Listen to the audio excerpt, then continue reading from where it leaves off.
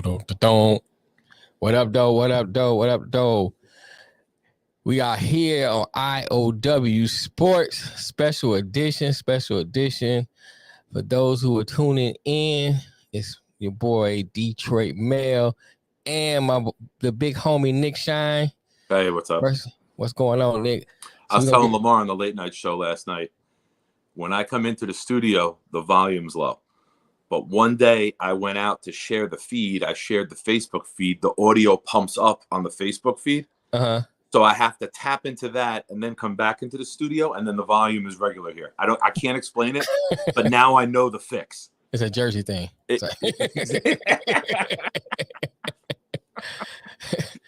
I'll get the quick Hold on, let's put that another Northeast. That's an inside thing. Y'all want to know what that was? I gotta watch the show on Monday.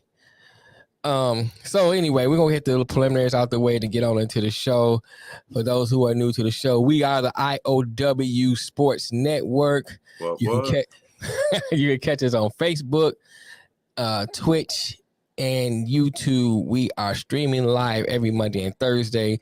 On Monday, we stream live at 4, Thursday, 5 o'clock p.m. Eastern Standard Time for those who may be watching out of the country.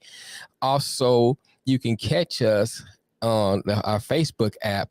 It's I.O.W. Sports Network. You can go ahead and rep your team, give us your take on the sport that you like. And if you have a business, you are welcome to rep your business and tell us what you're selling, what you are promoting. We are here for the people, by the people. And don't forget to catch our homeboy here, Nick Shine, with the money line with Nick Shine. If you are into sports betting, if you want to know all the lines, forget about Vegas. Come to Nick Shine. He is the man with the master plan. And also absent from us is our homeboy Wildcard Mar. But just in case, if you're missing him, you can catch him at midnight. That's right, midnight, ladies and gentlemen. He is here. If you can't sleep and you want to know something about sports, he's here live on the I.O.W. Sports Network with the Late Night Owl Show, 12 a.m. to 1 a.m.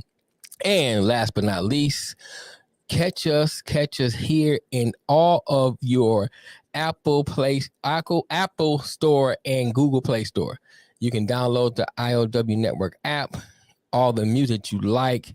If you like funk, we funky. If you like rock, we rocking. If you like R&B, we are rhythm and bluesing you to death. If you like punk, we gonna punk you. If you like gospel, thank you, Jesus. Whatever you like, we got it. And also, if you're feeling like you want to be scared, we have the horror podcast, The White Vault. If you like sci-fi, we have Ars Paradoxicus. Check out our homeboy, LJ Presents, straight out of the wonderful state of California. So whatever you like, we have. Now we got all the preliminaries. Wrestling, Dirty Heels. Oh, I'm sorry, and the rest. We can't forget about our homeboy, the Dirty Heels out of New York.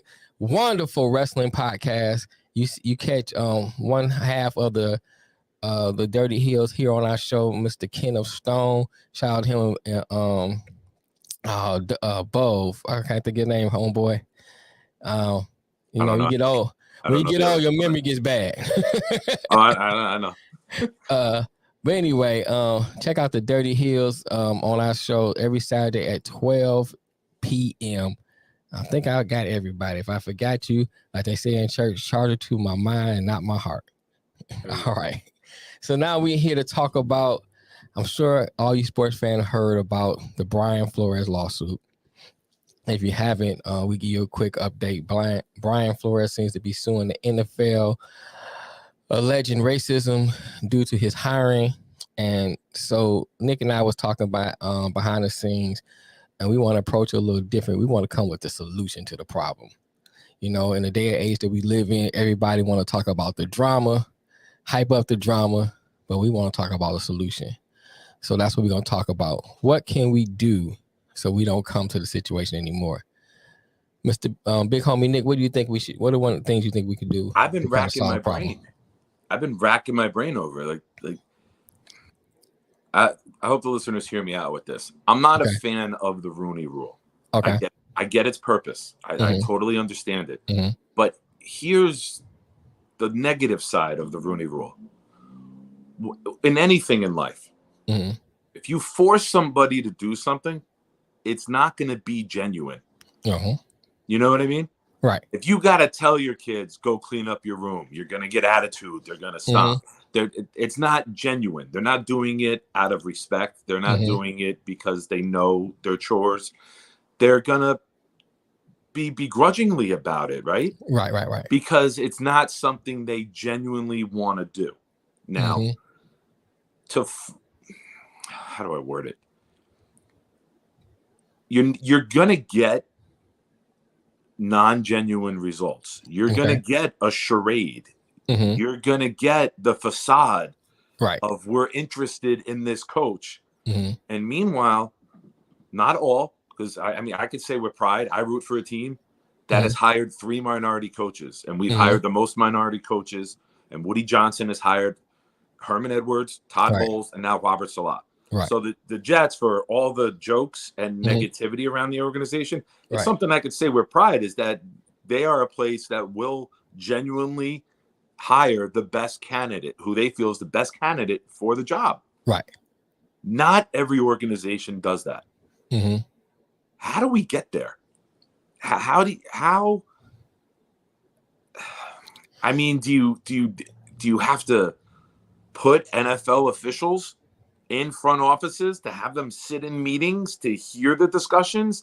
Like, to me, that's a logical next step that the NFL needs to watch over the organizations to make sure everything's on the up and up, to make sure it's not a facade, to make sure it's not a charade, to make sure you're not just checking the Rooney Rule box so you don't get fined and lose draft picks. Right.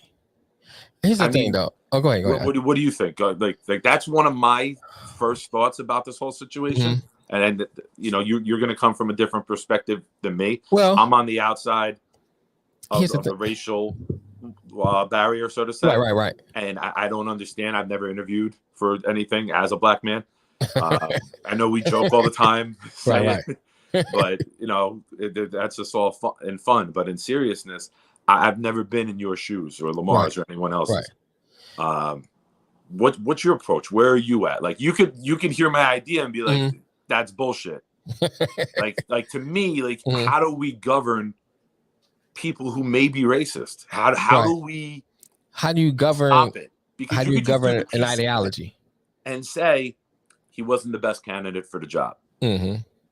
Okay. What that could be a cover for is we never took his ass seriously anyway. Right. How do we draw the fine line between truth and tale? Yeah. Well, one thing I want to say, because I'm with you, because I was always, it reminds me of affirmative action. I was kind of always on the fence about it. I understood why you want to have affirmative action and understand why it was put in place. But at the same time, if you're just, here's another side of that. If you're just grabbing people who are minorities just to cover a quota, check a box, right? That's still not helping, because what if you get a certain percentage? Right. What if you get someone that's not great in that job? Unfortunately, because of the world we live in, that black person or minority is going to represent all of the minorities, all of the black people, because you didn't do the due diligence to hire a qualified person. You just hired someone to fill a quota. What's up, Mel? What's up, Mel? Melvin Wall from the Man Down podcast. You can't govern it. However, a mass exodus of the NFL into new leagues with 100% minority owners will fix that all. And I have heard that's a solution too. So let me ask you this, Mel, because that's one way I thought about approaching it too. So do you think that the NFL is impossible to fix and we should just abandon it altogether, or should we just try to fix what we have which is the NFL, itself? Because my thing is, it's almost like when you talk about, let me say it like this: the NFL is a microcosm of the world we live in. So you have people pushing the Pan-African agenda because of the way that blacks are treated here in America. which I don't totally disagree with either. But then there's other nuances added into that. So going to a Mel's comment, starting a new product, let's take, and I'm just using that as an example. Let's take the USFL. They started and stopped, and it's starting again now. That product was hard to go up against the behemoth of the NFL. It was hard. Yeah, it wasn't even 100%. with Trump's money, Right? Even with Trump's money, which was astronomical. Right now, yeah, Mel, it wasn't 100% exodus. No, it wasn't. But you're not gonna get 100% if participation with anything. So, what's a realistic number do you think that you can have to even achieve that? It's hard because just like going back to the Pan-African example I gave you, there's so many of us who are American blacks or African American, whatever title you want to put on it, have been Americanized. It's hard for us to leave that culture and go to a whole different culture we don't know about. Okay. So you take that and apply that to players who've been in a NFL system. Because if you think about college, even though it's not part of NFL, it's still part of that pipeline. You're still in that pipeline. And so you part of that way of thinking, that system, everything. And your whole agenda is to go to the end of that pipeline, which is the NFL. Okay. So you already have that way of thinking. It's going to be hard for you to pull out of that. You're not going to get 100% people to pull out of that pipeline to go into a whole new system. No, because green is the most important color of all. Because the NFL is backed by billions of dollars. Yeah. What Mel say? All right. Every establishment where 100% of ownership is white descendants is going to have bias against minorities, rather conscious or unconscious. And I agree with that. I do agree with that. None of that I disagree with, Mel. I guess my point too is like, is 100% exodus the solution? Is exodus? Let's not even say 100% because you're not gonna get 100%. But is an exodus the solution? And you can speak on it, Nick. I mean, we on an open. I don't think it's. I mean, it doesn't seem, like I said, green is the most important color of all to a lot of athletes, right? Right. So the money speaks volumes, right? And the players who, now let's say this too. I'm sure there are more than not owners in the league who treat people of every race well, who never show signs of racism or indifference, who've hired and promoted minorities, and it only takes one egg to spoil, right? Yes. So if it's one in the league, it's too many. So let's start by saying that. Right. But what are you going to do? You can't make someone sell their team to a minority. You know what I mean? Tried it with what's my man from the Clippers? Oh, I can't think of his name. Donald Sterling. Yeah, Donald Sterling. They started with him. They tried with him. Okay, but still, I don't think they sold to a minority. No, they didn't. Who's the new owner? I can't. It wasn't Steve. Somebody. It's not a minority. I'm just saying they tried to get him to sell. I'm saying to your example, they tried to get him to sell based on his racist comments. Oh yeah, on his comments, but not sell it to a minority directly. Right. Okay, all right. So miscommunication. Yeah. So go ahead. So something that makes sense to me is that as the league, you appoint a minority to a higher up position in the front office, who's in on these meetings, who's in on these discussions, it's almost like the doctor on the sideline, the independent doctor with the red hat who rules people with concussions in or out. It's not a team employee, but they have a job to do with the team on behalf of the league to hold credibility and keep everything on the up and up. You get somebody with a red hat sitting on the higher up meetings and either sit there, partake in the meeting. Either you're a member of the team or you're a league overseer. And if there's any inkling of dismissing discrimination, charade facade. Right. Boom. Flag goes up. You go to the office. Heavy shit comes down. Mm-hmm. I'm talking missing playoffs. Mm-hmm. Like you bring the fucking hammer down Right. to where you're going to be on the up and up as an organization, Mm-hmm. and you're going to do everything the right, ethical way, Right. or we're going to fucking destroy your existence. We're going to affect your bottom dollar because Right. if a lot of fans are of color. Mm-hmm. So if you're a team, I don't even want to say a team to even put out there, but if you're a team, right, and you get flagged for this, you're losing bottom dollar. Mm-hmm.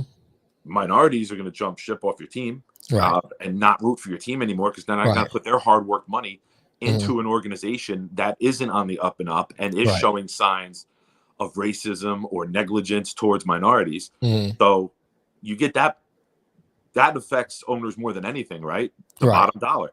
Right. Now, as a white guy, if my team, and like I said, they've hired 3 minority coaches, I would never have to worry about this as a Jet fan from everything I've seen from the Johnsons. Mm-hmm. You can call them bad owners, but they're not bad people in terms of hiring and promoting minorities. Right. So I'm not going to pay for season tickets if you did some shady shit and now there's no chance of you even making the playoffs. Right. I'm not going to a game. I'm not giving you my money. I'm going to affect your bottom dollar. Mm-hmm. So the ownership, the VPs, the head of football operations, they would all be on the chopping block in terms of being fair. Right. And the only way to get people to do that, which is sad, and it's not all of them, like we said earlier, it's I never paint with a broad brush, but if there's one owner doing it, it's too many in the league. Right. Well, listen, we've all made the jokes about the Giants. We've all made the jokes saying that we know they're not hiring a black coach or a black quarterback. Right. Like the jokes have been made because they're the good old boys. Right? Jerry Jones ever had a black coach? No. Not that I can think of, no. Jerry Jones never had a black head coach. I mean, there's a lot out there. Like I said, Jets have had 3. So you're looking at how do you change the perception? You change the perception by making those hires. Right. And here's the thing, too. You change the narrative by not going through the charade. You change the narrative with action. Right. You can't say, oh, we believe this, we believe that, and hire a white guy every time you got a fucking opening. That's true. And I'm speaking to what Mel said, because when it comes to things like this, I always been like, I won't say on the fence, because on the fence seems like I'm wavering, but I'm just unsure of the best solution. You know, I think that's a better way to describe it. Because look at it like this. You have the other argument side of the thing is like when you talk about a mass exodus of the country, because that's what Pan-African basically is about. Okay. Mass exodus of the country. Sorry, it's fucking bitter cold up here, man. I got chapped lips for the week. It's been like single digits every night. Forgive me. That's all right. Then one of the arguments some blacks will say is that why should we leave something that we help build? So now you apply that to the NFL. Why should we leave something that we help build? Why do we got to go make less now because ownership wasn't right? Legit? We help build this. Why not fix it instead of trying to leave something we help build? It's not that I'm saying that Melvin's comment is wrong. All I'm saying is that I can understand. Not probable. And I can understand both sides of that argument. You know what I'm saying? I can understand the max. Yeah. The intent is brilliant, right? But the probability of that happening is very slim. What Mel say? If we do this, if we do those type of things, we have equally around the year. I think it means equality around the year 30-25. But bit by bit, we may get there. But if we want to change now, mass exodus. Okay. That's on the players, right? Like I know what you meant, man. I just couldn't get it out myself. Yeah, no, I knew what he meant. Yeah, I know what you meant. I just couldn't get it out myself. Errors with these big fingers, so I know how to read typos all the time. Right, and I hear you that's saying, the players' union, right? Right, and they could be well within their right. Like let's use the most recent storyline in the NFL. The kneeling. Right. There were white people kneeling with black players. Right. There were some black players that didn't kneel. That was their personal choice. Right. But I think if you're looking at something where black coaches aren't getting legitimate chances at head coaching jobs, I'll tell you right now, every fucking player will join that stance. Right. You will not want to be left out of that stance.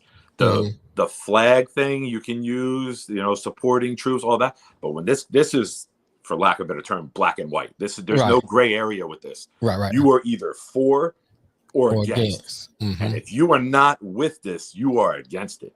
Right. So that will be career ruiners for people. And maybe the players union has to step up. Maybe they fucking put their foot down. Like here's further on my idea. The more I'm thinking about it while you're talking too, it's coming to me. Right. What Lamar say? If I'm Dwayne Johnson, get the players to buy into the XFL product, put it next point, affect the bottom line, and subtract the talent from the NFL, and it will mess up the bottom dollar. Hey, the Rock is a minority. Right. He's half black, half Samoan. That's black. What? That's black. Okay. All right. I ain't gonna get into the whole. All right, I got you. Yeah, that's just black. You can say that. I'm not. I let you. Well, go ahead. No, go ahead. But here's further on my idea. That's like I said, it's coming to me. Former players on teams, outspoken minority players. Ray Lewis for Baltimore. Right. He fucking sits in on the processes. Dion with Dallas, someone who's not afraid to be vocal, someone who's not afraid to speak up, someone who's not afraid to be the voice of a cause. You interview, you bring them in, right, and you allow them to be a league representative for the minority coach with each organization. Here's the thing. If you're gonna go males route, I think it needs to not only start. It needs to start at the college level. So, like what Deion's doing, going to these HBCUs, start pushing players into that HBCU and then funnel them into your new league. I think you should, because what that does, that affects not only your NFL bound, that affects the pipeline to the NFL. You cutting them off at the pipeline. You cut them off at the root. Yeah. You cut them off at the root. So that way you got players going to leave at high school, go into a HBCU, then go into your new league. If you're going to go that route, that's the way I would go. Start pushing. So you start now. If you're a brand new league, you don't need to have $5 billion to buy the Cowboys. Right. You don't need, a lot of NFL owners. I think Woody Johnson bought the Jets in 2000. I think $600 million. Oh, shit. And now with the stadium and everything, and the explosion of the television contract, they're valued over a couple billion. Right. You don't have that with the XFL. You can be Terrell Owens. Right. You can have Jerry Rice, Ray Lewis money. Right. And start the ground up here. And then, like you said, maybe that entices people to not declare for the NFL draft. College is your go to that league and work for people who respect me and know where I come from and know what I'm about. Right. I like that. Stand with me and don't view me as a financial pawn. They view me as a fucking human being. Right. Right. And college be your foundation. You build that foundation with the HBCUs. You build that strong where you got players wanting to come there. You get a network that like NBC, right, who will air the XFL, air the HBCU games, use it as a pipeline, use it as a form of exposure. Right. You create from the ground up. I think that's the best way to go. That's more realistic than getting current NFL players to jump ship. Right. But through the course of time, through attrition, through snowball downhill, right, you could see it eventually. Right. I think that's the better solution to males route. Yes. Start at the foundation, cut them off at the root. It gives it legs, right? Right. You building it. Yeah. So then soon as it go down the line, you can say, oh, let's start funneling them a little bit by little over to, if you want to do it, like Lamar said, the XFL, funnel them all into there and build that into something, a product that you want to watch. Yeah. And then, hey, like the old adage said in the Field of Dreams, you build it, they'll come. You know, and you build that product to affect bottom dollar in the right. NFL. That's the biggest way to get change. Mm-hmm. Money talks, bullshit walks. That's it. You know, and if you look at it from a money standpoint, you can get the most racist person in the world. If they know you can make them money, they'll deal with you. Yeah. Look, Jerry Jones to me is that guy. Sports in general. You know yeah. There's a lot of. I mean, let me make this caveat. I'm not saying that everyone in sports is racist, but our racist folks in sports that will draft you on their team, and because may not even what you can do because what you can do for them. Not that they like you, but just what you can do for me because this is the most important color of all, right? Right, it's green. To some. Right now, I had a discussion with a friend of mine, happened to be white, and we were talking about what goes on in this country. It's around, huh? You cheating on me? No, you're better than him. So. I was just busting. I know. I thought I was your only one. Damn, I got side white dudes. So anyway, and we was talking about, I don't know what happened around one of the things Trayvon Martin, one thing we were discussing about that. And he was like, well, it's about, he kept saying, well, it's about money. It's not, ain't got nothing to do with race, it's about money. I said, you don't understand that the two things can be simultaneously happen at the same time. Yep.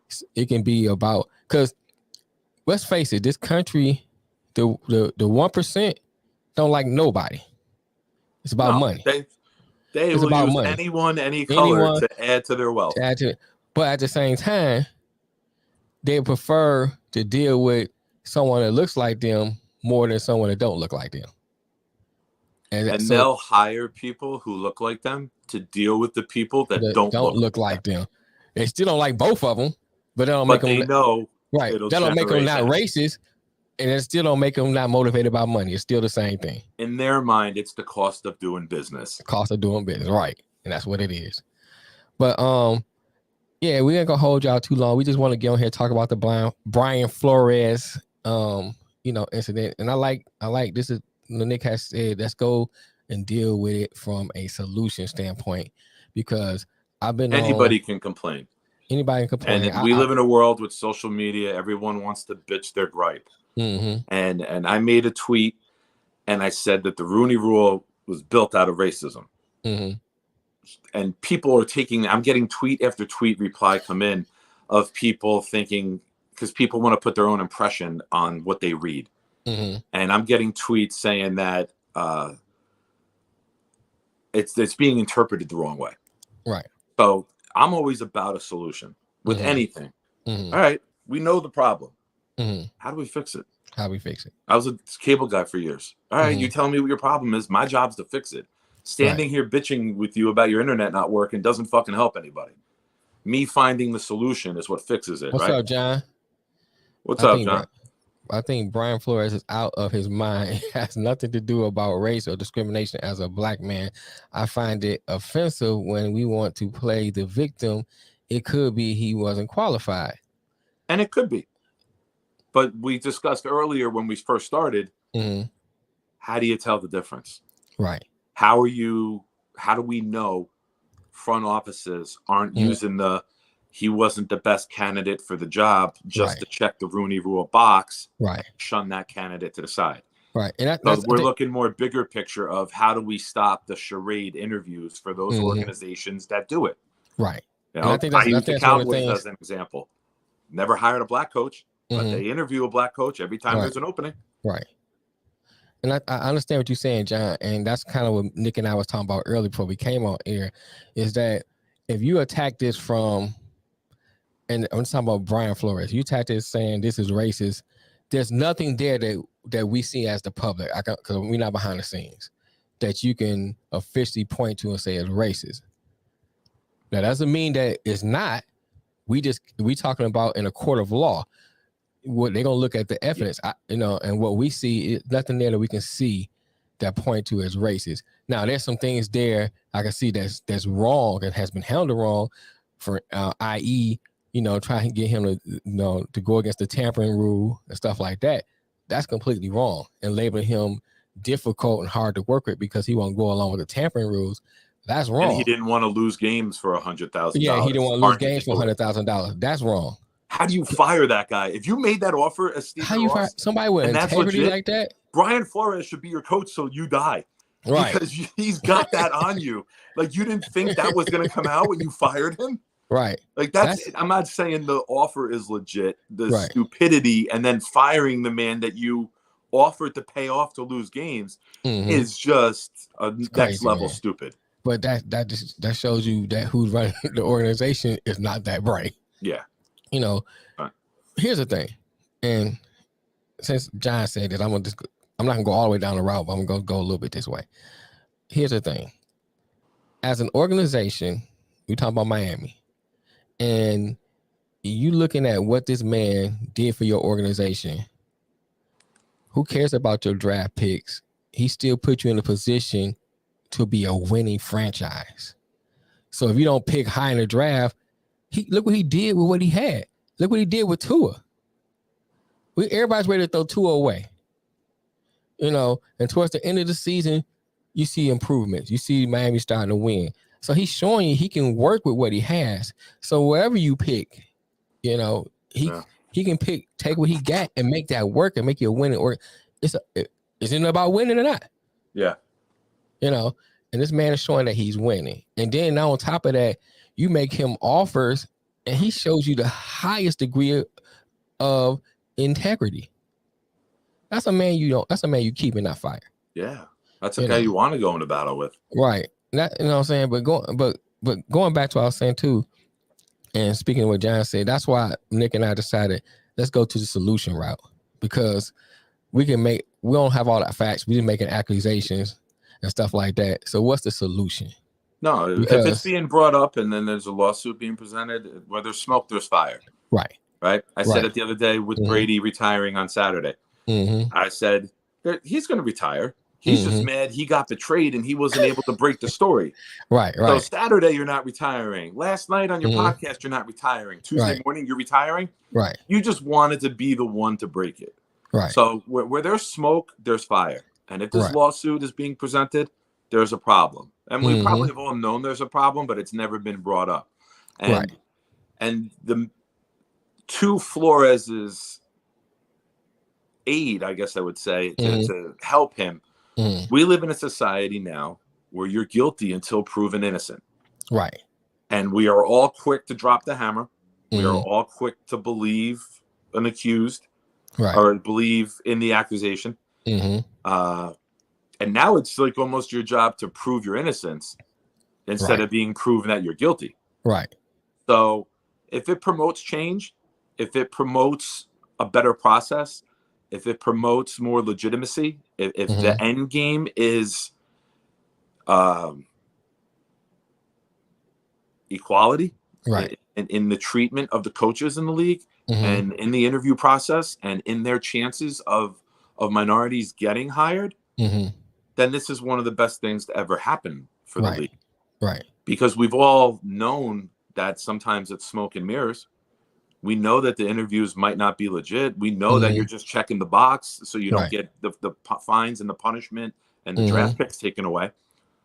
But if we can get pure legitimacy out of this, like I've said before on the podcast with you, and not to open up a whole can of worms, I'll be brief with it. I thought Kaepernick dropped the ball by taking the payout and signing this non-disclosure agreement and never exposing the league. Right. I do not see Brian Flores going that route.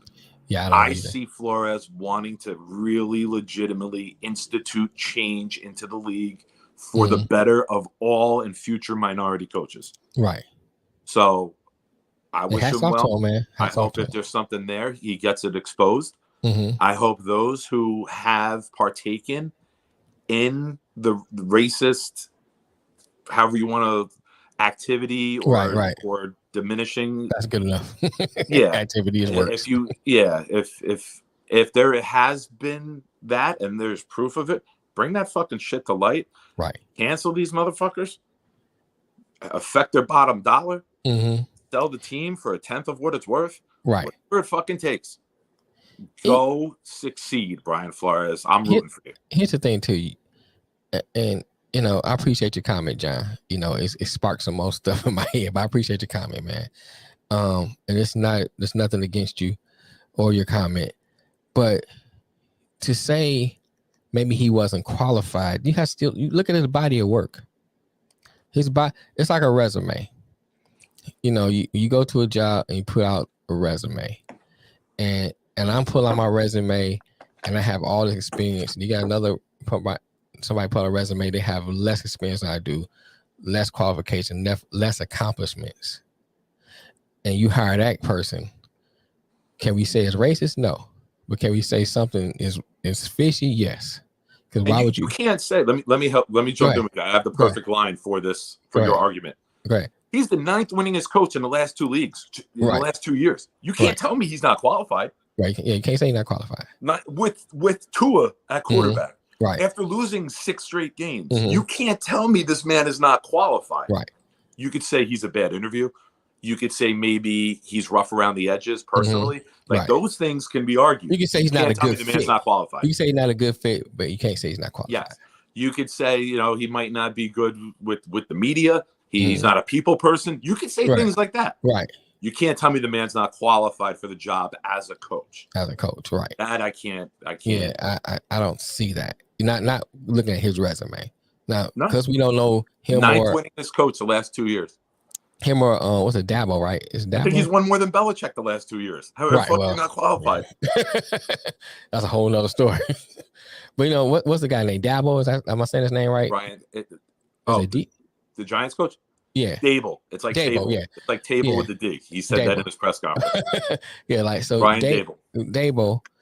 And you look at Flores. I just see that Flores has a better resume. Because he was a head coach winning versus this is assistant losing. So, like once again, there's nothing you can say that looks deliberately or directly racist. No, we can't say that. Because, some people just are not good fits. Now, at the same time, I'm not saying that what Brian Flores is alleging is incorrect either because I'm not there. There's a lot of behind the scenes stuff we don't see. Yeah. But, if, like you said, to your point too, Nick, if there is something there, kudos to him, hats off to him, and all the other cliches you want to say to him to go and fight it, to put his career on the line. Because a lot of times we always say, we want to affect change, we want to do stuff to change, but no one wants to sacrifice anything to change. Yeah. This man is sacrificing his career if what he's saying is true. He may never, ever coach in the NFL again. Yeah. What's up, Ryan? He may never coach in the NFL again. But if it makes change, Malcolm X gave his life. Martin Luther King gave his life to something they believe in. Yeah.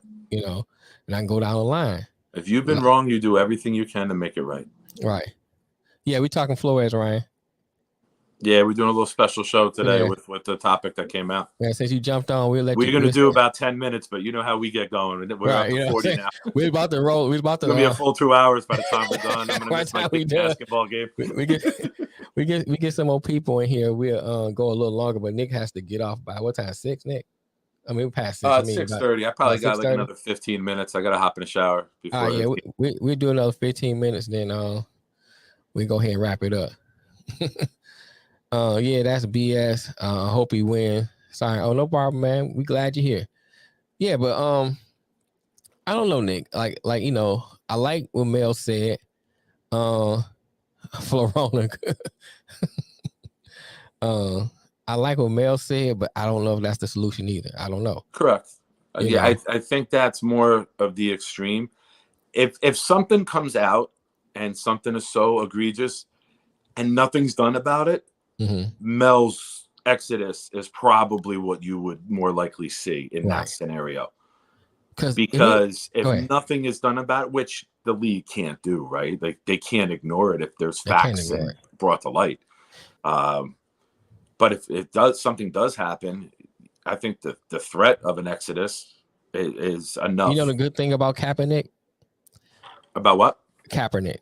The Kaepernick incident. What? Kaepernick is a catalyst to this incident. If Kaepernick haven't happened, you might not have as many people that may be open to what Brian Flores is saying. Because here it is, the league in some ways ignored Kaepernick's plea.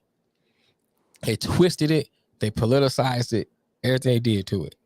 Now, we years out of it, looking back in, we can start seeing some of the errors the league did. Now, here's Brian Flores raising another point of racial discrimination. And now it's like, okay, let's be a little more careful with this one to make sure we don't drop the ball like we did with the Kaepernick incident. Yeah. No, that's for the people who may be in the league. That's for the people outside looking at it. So I think Kaepernick is a catalyst for this incident. It's helping. It's domino. It's a domino effect. Yeah. Right. Yeah. I could see that. Yeah. I think like we said earlier, when there's smoke, there's fire. There's fire. Right. And so that's now that fire might be burning a little bit brighter than it was in 16 or 17 when that first came to light. Right. I support Flores 100%. If what he said really happened, I guess we'll see. I can't wait for the texts and emails. Right. Because there's probably more texts and emails out there. There's probably a whole lot, besides Bill Belichick. And what about I forgot to bring that. What about the whole thing he alleged about Elway and the rest of them coming to the thing drunk? Oh, they were an hour late to his interview. Yeah, and he came in very drunk. Obvious that they were out drinking late the night before. Yeah, that's very disrespectful, man. It is. That's not not professional at all. That's a bad look. Here's my thing, and can I say it's racist? No, I can't say that's racist either. You don't know how many other times it's happened. It might have happened with a white. It might have happened. Yeah. Might have happened every night. They may have taken coach out. You do the interview. You like a guy. You go out to dinner. You have too many drinks, maybe. Right. And then you got another interview the next day. So sometimes it's viewed as maybe a reason to go out to have dinner and drinks. It's the interview process. You get to know somebody better over drinks than you do in a boardroom meeting. True. So, you don't know per se what the process was. Right. I'm sorry. Yeah, no, I thought I was reading right. Yeah, right. That came out too. That Elway and I forget the other two people. Yeah, some more execs. Over an hour late to the Brian Flores interview when it was 2019. Yeah, 2019. Coached 3 years in Miami. Right. And said that they were all very hungover and obvious that they were the night before a lot. Yeah, so that's disrespectful. So if you're gonna do that, schedule the interview every other day. Right. That way you get some time to recover. You got a day to recover. Like I just see it being unprofessional and not. You can't say it's racist to go out and drink. like we've all gone out and drank and then had to get up for work the next morning, right? Right. Like there's no. I don't know. Here's the thing. Here's the thing. It's a tough slope. Is it tough because we don't know a couple of things. First of all, we don't know if they've done it with other candidates. We don't know. Correct. So it's hard to say. That could be the norm. Partying up interviews could be the norm. Right. And at the same time, like I said to you when we was talking earlier, it's a lot of things that happens that are underlying that happen to us as minorities. And say, for instance, you and I, we hanging out and you say something that reminds me of something that happened to me before. Now, you could just be innocent saying it, not even knowing. But because it happened to us before, it triggers something. Okay. And I think a lot of times some things just trigger certain things and we can't put our finger on it, but it just don't pass the smell test. So now I still can't say that this is racist because we don't know all the details. It's kind of like when I was taking when I was in the academy and we was taking law courses and they was teaching you how, like, even when you building a case, you take a bunch of circumstantial evidence that makes a picture that can still convict somebody on a bunch of circumstantial evidence than just one circumstantial evidence. So this may be like some circumstantial in a small sense, but if you start piecing it together, it shows a bigger picture. As you were saying it, something that popped up into my head is the old term boy, referring to right. boy. It's somebody may have said it in innocence, but it conjures up bad feelings and emotions. Right. Like that's a trigger word. So that's a trigger word, right. Like you may have said it in innocent and it just may be something you call everybody of every race. Right. But if you said that to a minority back in the day, even now, it's going to be like, hold on, motherfucker. You know what I mean? It's going to raise a big red flag. So sometimes you're like sexual harassment, right? Sexual harassment. Oh, that's calling someone babe or hun or sweetie at the office. It might be innocent. It might be pure. Right. And it just may be what you refer to all the time. And there may be no underlying meaning in it, but it's up to interpretation. It's not up to delivery. Right. So there's a lot that can be misinterpreted. And calling someone boy is acceptable. I wouldn't appreciate it. Oh, no, yeah. Right. It's acceptable. I hope it didn't come off like that. No. He's saying, he's agreeing with you. He's agreeing with you. Yeah, okay. That's a term that popped into my head when you were talking about something that somebody might say one place, but say it another place, and it's not acceptable. Right. I thought it came off as me saying it was acceptable. I'm like, whoa. Hold on. But put your hood up, Nick. Put your hood up. So. Yeah. Yo, that's funny as fuck as it is a white. All the sweatshirts I have, I gotta wear the white hood for this one. The white hood. You know what I'm saying? Son of a bitch, you got me. This, I'm like, cut it off. I gotta take it. I gotta take the L. That's it. I'm sorry. All right, we're gonna wrap it up because we're getting close to that time, so Nick can get out of here. But what's your final thoughts on this, Nick? Expose them all. If it's not, I say this kind of tongue in cheek. If it's not sour grapes about you not getting the job you want, and you feel there was actual legitimate racism behind the decision, expose all of them. Right. Expose them all. Bring light to it. Make it better for the other coaches, even if it means you get blackballed and never get an interview again, which shouldn't be the case. I think it should take, and an owner like the one in New Orleans, what's her name now? I forget the family's name that owns in New Orleans. Right. But he passed away, and now the wife owns the team, right? Yeah, because she gave Sean Payton or Payton gave her the gift. Right. Somebody's got to step up and hire him. Right. And say, we're not that organization. That's not what we're about. It's not what our fan base is about. We would be very proud to have Brian Flores as our coach. If you feel he's the best candidate, go make him your coach. Hire him. Right. Go make him your coach. Right. Make the other organizations look bad by you separating yourself from them. And that kills the good old boys thing, right? If no one ever interviews them, like that was the Kaepernick issue, right? Everybody thought that everyone banded together. And that's why everyone believes that Cap got $320 million because 32 teams dropped $10 million each to pay for a silence. Right. Do the opposite now. Show that you're not those owners anymore. Show that you're going to put your foot down and be like, yo, we interviewed this man. This is the best man to lead our organization, and we're going to hire him, and he's going to be the face of our organization because we believe in the man, and we don't give a shit what the color of his skin is, and neither should you. Right. I'm going to say this and for my closing remarks, and I'm going to try to be brief. Try. Keyword. I'm going to go shower. If it goes too long, I'll come back and catch the I'm teasing. Go ahead, man. Take your point. So here's the thing. A couple things John said kind of triggered some things in my head. John, I'm assuming he was in the armed force or in the armed force because he said Army strong in this thing. I was in law enforcement, paramilitary, kind of similarity there.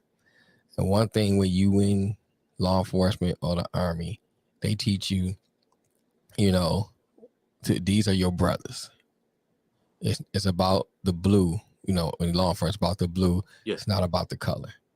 However, in some ways, it's a brainwashing job because I'm gonna tell you why. There still were people who who will call you brother, but the brother behind you is still a nigga. So in that way, you still racist. You know what I'm saying?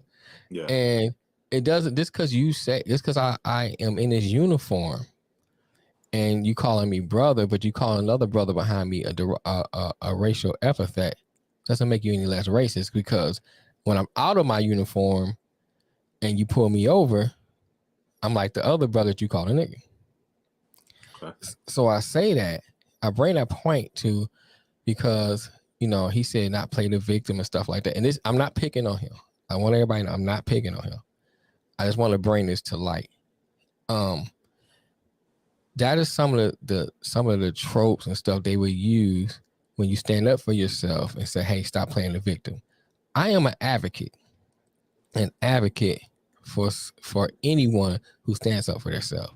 Now, I hate whining and crying. I just don't like that. You know what I'm saying? So yeah, it's okay to vent, but after a while, what we're gonna do about the problem? That's me. Yeah. So yeah, there are some people. That's both of us, because right. That's the mentality we came into the show with. Right. So there are gonna be some people that's gonna say, "Woe is me, woe is me, woe is me." You're gonna get that, but just because you get a person who vents and telling their problem, they're not playing the victim. There's a difference between playing the victim. To me, is a pattern of behavior.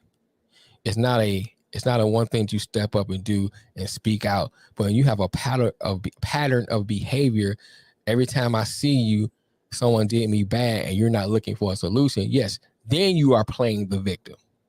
Okay. You know, so now with Brian Flores incident, there's nothing we can see there that we can see that looks racist. It stinks to high heaven. It doesn't look right, you know, with the tampering rule and paying them $100,000. That's all wrong.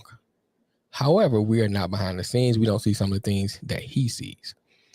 Well, I stand by him until I see otherwise. Yeah. If I see something otherwise, I say, okay, that's not right, Brian. I'm going the other way. But I stand by him as a man.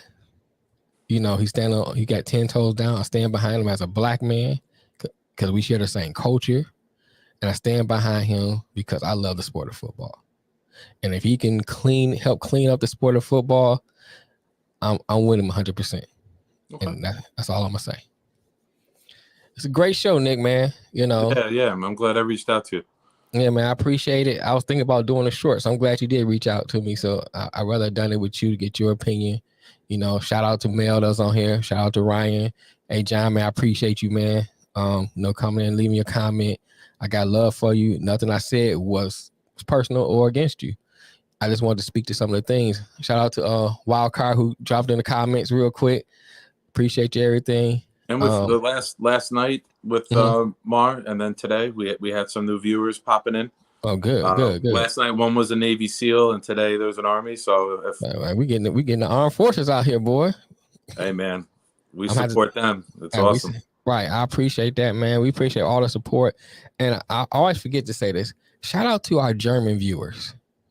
You know, it's mostly with the with our sister. I thought you were talking about my kids. Oh, it's mostly with our sister station, but you know, shout out to I've been looking at our analytics, and after the United States, the second highest listener base we have is in Germany. So shout out to our German listeners and viewers. We appreciate you. You know, don't forget we be here again Thursday, 5 o'clock. Long as the creek don't rise and Blind Forest don't say something else. But besides that, we'll catch y'all later. Nick, you go and enjoy the basketball game, man. Hope y'all win. Hopefully we're 2-0. Coach up a good game, man. Thank you. I appreciate you having doing the show with me. When I reached out to you, I didn't expect to get this type of conversation. Mm-hmm. And all jokes aside, I love when you and Mar open my eyes to points of view and things that obviously I've never lived through. Right. And I enjoy that we bring different points of view and different experiences to the table, and we make each other all wiser from our discussions. So Right. I appreciate that, man. Thank you for you guys, obviously, always for giving me this platform on I.O.W. No to problem, talk, man. and to We all our appreciate you, man. viewers. And thank you for joining in the conversation, and look forward to doing it again with you guys. All right, y'all. We see y'all on Thursday. Peace. Peace.